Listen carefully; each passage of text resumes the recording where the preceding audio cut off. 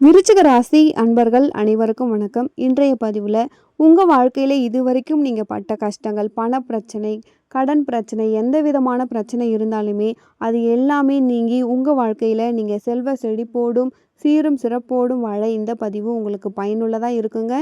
நம்ம சேனலை முதல் முறையாக பார்க்குறீங்க அப்படின்னா மறக்காமல் சப்ஸ்கிரைப் பண்ணி வச்சுக்கோங்க. இப்போது நம்ம வீடியோக்குள்ளே போகலாம். விருச்சிக ராசி விருச்சிக ராசி அன்பர்களை பொறுத்த வரைக்கும் நீங்கள் விருச்சிக ராசியில் பிறந்துட்டீங்க அப்படின்னாலே நீங்கள் கொடுத்து வச்சவங்க தான். உங்கள் எல்லாருடைய வாழ்க்கையிலுமே ஆசைகள், எண்ணங்கள் எல்லாமே பூர்த்தி ஆகக்கூடிய ஒரு அற்புதமான காலம் சொல்லுவாங்க. அதாவது பழைய வார்த்தைகள் நிறைய இருக்கும். தூற்றுவார் தூற்றட்டும், போற்றுவார் போற்றட்டும், போகட்டும் அனைத்துமே கிருஷ்ணனுக்கே அப்படின்னு சொல்லுவாங்க. பாரத கதையில் இதுதான் ஃபுல் அண்ட் ஃபுல் கடைசி வரைக்குமே சாப்டரில் வரும். அப்போது இதே மாதிரி தான் விருச்சிக ராசி அன்பர்களை பொறுத்த வரைக்கும் இந்த ஒரு விஷயத்தை மட்டும் மைண்டில் கரெக்டாக ஏற்றிக்கோங்க. என்ன ஏற்றுறீங்க? போற்றுவார் போற்றட்டும், தூற்றுவார் தூற்றட்டும், போகட்டும் அனைத்தும் கிருஷ்ணனுக்கே. இதை மைண்டில் ஏற்றிக்கோங்க. ஏன்னா மற்றவங்க நமக்கு சொல்கிற விஷயத்தை ஏற்றுக்க நம்மளால் முடியாது. காலையில் இப்போ நான் உங்ககிட்ட உட்காந்து நீ காலைல 5 மணிக்கு ஏந்துக்கணும்ப்பா, நைட்டு 10 மணிக்கு தூங்கணும்ப்பா, இத்தனை மணிக்கு இங்கே போகணும்ப்பா, அத்தனை மணிக்கு அதை செய்யணும்ப்பா அப்படின்னு சொல்லிட்டு ஒரு 100 காலண்டர் போட்டு கொடுத்தாலுமே உங்களுக்கு அது பிடிக்காது. உங்களுக்கு பிடிச்சது நீங்களே போடணும். உங்களுக்கு நீங்களே சில விஷயத்த சொல்லிக்கிட்டால் தான் பிடிக்கும். அதுக்காக மற்றவங்கள கஷ்டப்படுத்த மாட்டீங்க. மற்றவங்கள புரிஞ்ச மாதிரி நடந்துப்பீங்க. ஆனால் மற்றவங்க சொல்கிறத கேட்கணும் அப்படின்னும்பொழுது முடியாது.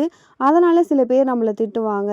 அதை நம்ம கேட்டுட்டோம் அப்படின்னா அதுக்காக நம்மளை போட்டுருவாங்க. அதை பற்றி நீங்கள் கவலைப்படவே வேணாம். அதுக்கு தான் நம்ம முன்னாடியே இந்த விஷயத்த சொல்லிட்டோங்க. அப்போது இந்த விஷயத்தை விருச்சிக ராசிக்காரங்க கொண்டு வந்துட்டீங்க அப்படின்னா உங்களுக்கு துக்கம் அப்படிங்கிற வார்த்தையே கிடையவே கிடையாது. இன்னொன்று, விருச்சிக ராசிக்காரங்க ஏகாந்த பிரியர்கள். அப்படின்னா தனிமையாக இருக்கணும் அப்படின்னு சொல்லிட்டு ரொம்ப ஆசைப்படக்கூடியவங்க.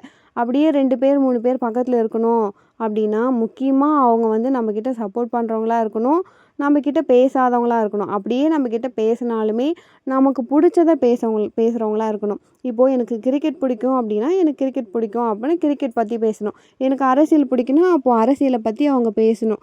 இந்த சிந்தனைகள் நம்மக்கிட்ட பதிவாகிடும். அதனால தான் விருச்சிக ராசிக்காரங்களை பார்த்தா அவங்களுடைய குற்றம் சொல்லாதவங்களே இருக்கவே மாட்டாங்க. எப்படியோ ஒரு விஷயத்தில் குற்றம் சொல்லிடுவாங்க. ஏன்னா இவங்க எல்லாருக்கும் ஒத்து வர மாட்டாங்க அப்படிங்கிறது மற்றவங்களுடைய எண்ணம். ஆனால் விருச்சிக ராசி அன்பர்களுடைய உண்மையான எண்ணம் எல்லாருக்குமே ஒத்து போவாங்க. சின்ன பிள்ளைத்தனமாகவே இருப்பாங்க. சிறு பிள்ளைத்தனம் அப்படின்னு சொல்லுவாங்க. எவ்வளோ பெரிய பதவியில் இருந்தாலுமே, எவ்வளோ பெரிய யோகத்தில் இருந்தாலுமே, பணம் இருந்தாலுமே, பகட்டு இருந்தாலுமே ஹியூமரஸ் அப்படின்னு ஒன்று இருக்கும். நகைச்சுவை கண்டிப்பாக உள்ளவர்கள் தான். அப்போது இவங்க பண்ண இது என்ன நகைச்சுவையா அப்படின்னு சொல்லிட்டு நினைப்பாங்க. இப்படி விருச்சிக ராசி காரங்க அப்பட்டமா சொல்கிறது நிறைய பேருடைய எதிர்ப்புகளில் வாழ்ந்துக்கிட்டு இருக்காங்க. இப்படிப்பட்டவர்களுக்கு இறைவன் துணை இருக்கா இல்லையா? இருக்குது. அதனால தானே இருக்குது. இப்போ இந்த பதிவை நீங்கள் கேட்டுட்ருக்கீங்க. இறைவனின் துணை பரிபூரணமாக விருச்சிக ராசி அன்பர்களுக்கு இருக்குது. இப்படிப்பட்ட விருச்சிக ராசி அன்பர்கள் அவங்களுடைய கௌரவத்தை காப்பாற்றக்கூடியது என்னென்னா அகலக்கால் வைக்கக்கூடாது அப்படிங்கிற எண்ணம் தான் அவங்களுடைய கௌரவத்தை காப்பாற்றும். அகலக்கால் வைக்கக்கூடாது அப்படிங்கிறதுல ரொம்ப கரெக்டாக இருப்பாங்க. அது என்னென்னா, சில பேர் திருமணம் ஆயிடுச்சு அப்படின்னா கணவர் விருச்சிக ராசியாக இருக்காங்க அப்படின்னா மனைவியினால் அகலக்கால் வைக்க வேண்டியதாக இருக்கும். இல்லை மனைவி விருச்சிக ராசியாக இருந்தால் கணவனால் அகலக்கால் வைக்கிற மாதிரி இருக்கும். அப்போது கலைத்துறையாக இருக்குது அது மாதிரினா அதுக்காக அவங்க பிரச்சனை வரும். அப்போது விருச்சிக ராசி அன்பர்களை பொறுத்த வரைக்கும் எதிராளிகளால் தான் இந்த விருச்சிகத்துக்கு வரும். அதையும் பார்த்து தான் பண்ணுவாங்க, யோசித்து தான் பண்ணுவாங்க. ரொம்ப வற்புறுத்தினா மட்டும்தான் கடன் வாங்குவாங்க. அதாவது விருச்சிக ராசிக்காரங்க கிட்ட போயிட்டு உடனே ஒரு விஷயம் கேட்டால் அது உடனே நடந்துடாது. நீ சும்மா கேட்குறியா இல்லை உண்மையாக கேட்குறியா அப்படின்னு சொல்லிட்டு அவங்க சோதித்து பார்ப்பாங்க. ஏன்னா இது சரிதானங்க. ஏமா சும்மா போகிறவனுக்குலாம் உதவி பண்ணிகிட்டே இருந்துட்டு அவங்ககிட்ட இருந்து நம்ம உதவி வாங்கிட்டு அவன் திரும்பி போயிட்டானா, நம்ம எதிர்பார்த்து பண்ணலை, அவன் நம்ம தொந்தரவோடு விட்டானா என்ன பண்ணுறது? என்றைக்குமே விருச்சிக ராசிக்காரங்க எதிர்பார்க்க மாட்டாங்க. ஆனால் விருச்சிக ராசிக்கு தொந்தரவு வரக்கூடாது, அதில் கவனமாக இருப்பாங்க. அப்படி இந்த தொந்தரவு இல்லாமல் இருக்கணும், கௌரவமாக இருக்கணும், எதிர்பார்ப்பு நமக்கு தேவையில்லை அப்படின்னு இருக்கக்கூடிய விருச்சிக ராசி அன்பர்களின் வாழ்க்கையில் கடன் பிரச்சனைகள் தீருமா தீராதா? பொதுவாக ஒரு கடன் வாங்கும்போது தயக்கத்தோடு வாங்கக்கூடியவங்க தான் இந்த விருச்சிக ராசிக்காரங்க. ஒரு கடன் வாங்கிட்டாங்க அப்படின்னா விருச்சிக ராசிக்காரங்க ரொம்ப தயக்கத்தோடு தான் வாங்குவாங்க. பணத்து மேலே ரொம்ப ஆசை கொண்டவர்களாக இருப்பாங்க. மனத்தின் மீது ஆசை கொண்டவங்க, அதில் மாற்று கருத்து கிடையாது. ஆனால் எனக்கு போதும் அப்படிங்கிற மனம் கொண்டவர்களாக இருப்பாங்க.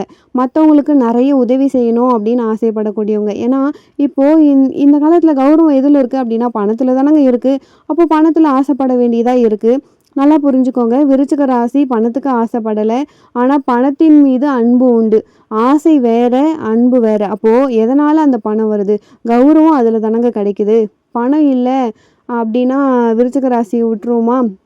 பதவி இல்லை சார், அருள் இருக்குது அப்படின்னா விருச்சிக ராசியை விட்டுருவோமா? அப்போது விருச்சிக ராசிக்கு தெரியுது மற்றவங்க நம்ம போற்றுவாங்க அப்படிங்கிறது அவசியமே கிடையாது. அவங்க நம்மளை மதிக்கணும் அப்படின்னா நம்மக்கிட்ட ஏதோ ஒன்று இருக்கணும் அப்படின்னு தெரிஞ்சவங்க தான் விருச்சிக ராசிக்காரங்க. அதை கெத்தாக மெயின்டைன் பண்ணணும்னு நினைக்கக்கூடியவங்க தான் விருச்சிக ராசிக்காரங்க. அப்போது வாழ்க்கையில் கெத்தானவர்கள் என்றைக்குமே யார்கிட்டையுமே தலை குனியக்கூடாதுன்னு நினைப்பாங்க. ஒரு விஷயம் பிடிக்கல அப்படின்னா ஒதுங்கி போயிடுவாங்க. ஒரு விஷயம் அவங்களுக்கு செட் ஆகலை அப்படின்னா அவங்கக்கிட்ட கருத்து பேசவே மாட்டாங்க. ஆனால் ரொம்ப பிடிச்சிருச்சு அப்படின்னா ரொம்ப குறும்புத்தனமாக இருப்பாங்க. விருச்சிக ராசி அன்பர்கள் கூட பழகிறதே ஒரு ஆனந்தம் தான். நம்மளை சாப்பிட வச்சு அழகு பார்ப்பாங்க. அதே நேரத்தில் இது எனக்கு வாங்கி கொடு அப்படின்னு சொல்லிட்டு கேட்கவே மாட்டாங்க. அது அவங்களுடைய பழக தான் தெரியும். அப்படிப்பட்ட விருச்சிக ராசிக்காரங்க கடன் பிரச்சனைகள்லேருந்து தீர்வதற்கு ஒரு எளிய வழி. கடனே தான் வாங்க பிடிக்காது, இப்போ நான் நிர்பந்தத்தில் தான் நான் கடன் வாங்கியிருக்கேன், ஆனால் அது எனக்கு அதுவே ஒரு பெரிய மனசுமையாக இருக்குது, கடனை நான் அடைக்கணும். அந்த கடனை வாங்கும்பொழுது எல்லாருமே கவலைப்படுவாங்க. நல்லா கவனிங்க. கடன் வாங்கும்பொழுது ஐயோ காசு இல்லையே, காசு இருந்தால் இதை வாங்கியிருக்கலாமே, காசு இருந்தால் ஃப்ரிட்ஜ் வாங்கியிருக்கலாமே, காசு இருந்தால் வீடு வாங்கியிருக்கலாமே, நான் ஒரு படம் எடுத்திருப்பேனே, காசு இருந்தால் கார் வாங்கியிருப்பேனே. ஆனால் வாங்கினதுக்கு பிறகு அதை யார் அடைக்கிறது? அடைக்கிறவங்க மட்டும்தானே கவலைப்படணும். இதில் விருச்சிக ராசி வாங்கியிருந்தாங்க அப்படின்னா ரொம்ப தர்ம சங்கடம். ஏன்னா யாருமே ஒத்துழைப்பு கொடுக்கவே மாட்டாங்க. நமக்கு இன்னும் செலவை அதிகப்படுத்துறதுக்கு தான் அவங்க பார்ப்பாங்களே. இப்போது நம்ம கார் வாங்கிட்டோம், வீடு வாங்கிட்டோம் அப்படின்னா அதோடு முடிஞ்சிருச்சு அப்படின்னா அது நம்ம கடன் அடைக்கிறதுக்கு தானே பார்க்கணும். ஆனால் வீட்டுக்கு தேவையான பொருள்லாம் யார் வாங்குறது? கார் வாங்கிட்டா காருக்கு யார் பெட்ரோல் போடுறது? அதுக்கு யார் இன்சூரன்ஸ் கட்டுறது? காரும் கடன், இன்சூரன்ஸும் கடன். அப்போது புரியுதாங்க? இது மாதிரி நிறைய தர்ம சங்கடமான சிக்கலில் விருச்சிக ராசிக்காரங்க மாட்டிக்கிறாங்க.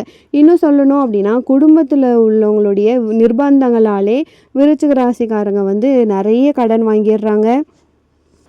இப்போ என்ன பண்ணலாம்? கடவுளை வேண்டணும். எந்த தெய்வத்தை வேண்டுனா கடன் அடையும்?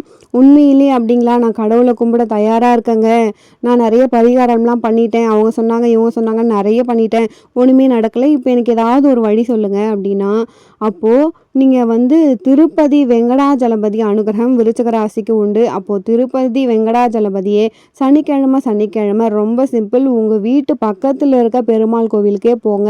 உங்கள் வீட்டில் மொத்தம் எத்தனை பேர் இருக்காங்க அப்படின்னு பாருங்கள். 5 பேர். ஒரு பெரிய ஃபேமிலியாக இருந்தாலுமே அப்போது அந்த காலத்துலாம் 15 பேர் இருந்தால் தான் பெரிய ஃபேமிலி. இப்போ 5 பேர் இருந்தாலே பெரிய ஃபேமிலி தான். இப்போலாம் 2 பேர் இருந்தால் ஃபேமிலி, 3 பேர் ஃபேமிலி, 5 பேர் பெரிய ஃபேமிலி. அப்போது 5 பேரே பெரிய ஃபேமிலினா என்ன பண்ணணும்? இப்போ கடன் வந்துருச்சு. கடன் ஏன் வந்துருச்சு அப்படின்னா ஒரு தசை நடக்கும் பொழுது கடன் வாங்கிட்டோம். இப்போ இன்னொரு தசை மாறி இருக்கும், இல்லை இன்னொரு புத்தி மாறி இருக்கும். இப்போது கடனை அடைக்க முடியல. ஒரு தசைக்கு இன்னொரு தசைக்கு மாற்றத்தில் தான் இது நடந்திருக்கு.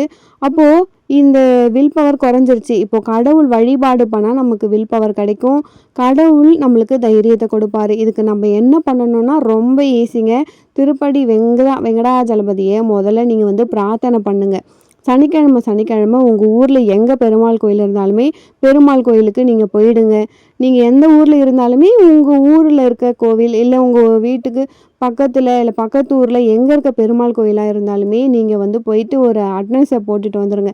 காலையிலையோ சாயந்தரமோ ஏதோ ஒரு நேரம் நீங்களே சூஸ் பண்ணிக்கோங்க. கண்டிப்பாக ஒரே கோவிலுக்கு தான் போகணும். ஒரு வாரமும் ஒரு கோவிலுக்கு போகக்கூடாது. ஒரே கோவிலுக்கு போயிட்டு உங்கள் வீட்டில் எத்தனை பேரோ அத்தனை பேருக்கும் நெய் விளக்குங்க. ரொம்ப சிம்பிளுங்க. ஓம் நமோ நாராயணா அவ்வளோதான் சொல்லிவிட்டு நீங்கள் தீபத்தை ஏற்றுங்க. தீபத்தை ஏற்றும் பொழுது நம்மளுடைய கௌரவத்தை காப்பாற்றுவார் பெருமாள், நம்மளை காப்பாற்றுவார் அப்படின்னு முழுமையாக நம்புங்க. நான் கடன் அடைக்கிறதுக்கு சொல்லலை, கௌரவத்தை காப்பாற்றுவார். அப்போது கௌரவம் காப்பாற்றப்படணும் அப்படின்னா கடன் இருக்காது இல்லையா? நம்மளை ஒருத்தவங்களும் கேட்கவே மாட்டாங்க. அப்போது என்ன பண்ணுவார்? கடன் இருக்காத அளவுக்கு அவரும் உங்களுக்கு வழி வகுப்பாருங்க. அப்போது கடன் இருக்கக்கூடாதுன்னு விருச்சிக ராசிங்க முடிவு பண்ணிட்டீங்க அப்படின்னா இந்த வழிபாடை பண்ணுங்கள். கண்டிப்பாக உங்களுக்கு ஈஸியான எளிமையான வழி. அடுத்தது இன்னொரு பரிகாரம், இதையே நீங்கள் கண்டிப்பாக செய்யுங்க. அதாவது இந்த கடன் அடைவதற்கு ரொம்ப அழகான ஒரு விஷயம் என்ன அப்படின்னா ரிண ரோண விமோச்சன லிங்கம் திருச்சேரையில் இருக்காருங்க. அப்போது அந்த லிங்கேஸ்வரரை நீங்கள் திருச்சேரையில் சென்று வழிபாடு பண்ணும் பொழுது இந்த விருச்சிக ராசிக்காரங்களுக்கு நிச்சயமாக கடன் தொந்தரவு நீங்குங்க. இந்த லிங்கத்த நீங்க வணங்கும் பொழுது கண்டிப்பா உங்களுக்கு ஒரு நல்ல பலன் கிடைக்கும். கும்பகோணத்துக்கு பக்கத்துல திருச்சேறை. இந்த பதிவு உங்களுக்கு ரொம்பவே பயனுள்ளதா இருந்திருக்குங்க. முடிஞ்சா நீங்க இந்த லிங்கத்த பார்க்கறதுக்கு போறீங்க அப்படின்னா, திங்கட்கிழமை போகும்பொழுது ரொம்ப விசேஷமா இருக்கும். நிச்சயமா உங்களுடைய கடன் தொந்தரவு தீர்ந்து, உங்களுடைய பண பிரச்சனை தீர்ந்து, கோடீஸ்வரர் ஆகறதுக்கு கூட உங்களுக்கு முடியுங்க. கண்டிப்பா உங்களுக்கு ஒரு நல்ல மாற்றம் கண்டிப்பா இருக்கும். வருமானம் உங்களுக்கு இருக்கும். வாழ்க்கையில ஒரு பெரிய வெளிச்சத்த ஏற்படுத்துவாரு பகவான்.